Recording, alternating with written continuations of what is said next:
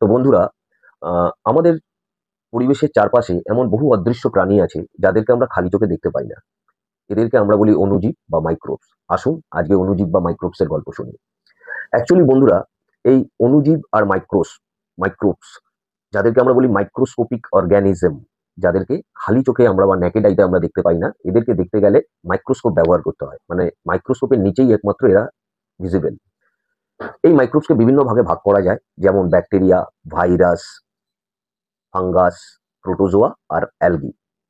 কিন্তু এই যে মাইক্রোবস আছে, এই মাইক্রোবস এর মধ্যে সব মাইক্রোবস কিন্তু অপকারী না।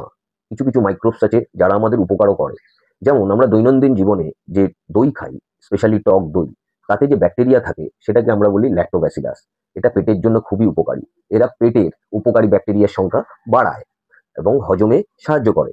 নাম্বার 2, যেমন উপকারী ব্যাকটেরিয়ার মধ্যে আছে রাইজোবিয়াম, যেটা মূলত গাছের রুটে থাকে এবং এরা কি করে, গাছকে নাইট্রোজেন অ্যাবজর্পশনে হেল্প করে এবং গাছের খাবার তৈরিতে সাহায্য করে। আর আরো যদি আপনি দেখেন, তার মধ্যে যেমন ফাঙ্গাস আছে এক ধরনের, পেনিসিলিয়াম নোটেটাম, যেখান থেকে পেনিসিলিন অ্যান্টিবায়োটিক প্রথম তৈরি করেন স্যার আলেকজান্ডার ফ্লেমিং। আর অপকারী ব্যাকটেরিয়াও তেমনি উপকারী ব্যাকটেরিয়ার সঙ্গে সঙ্গে আছে, যেমন সালমোনেলা। এরা পেট খারাপের জন্য বেসিক্যালি এই ধরনের ব্যাকটেরিয়া দায়ী থাকে। আর আছে মাইটোব্যাকটেরিয়াম টিউবারকুলোসিস, যার থেকে টিবি রোগ হয়। আর 3 নম্বর হচ্ছে যেমন ইনফ্লুয়েঞ্জা ভাইরাস, যেটা আমাদের সর্দি, জ্বর, কাশির জন্য দায়ী থাকে।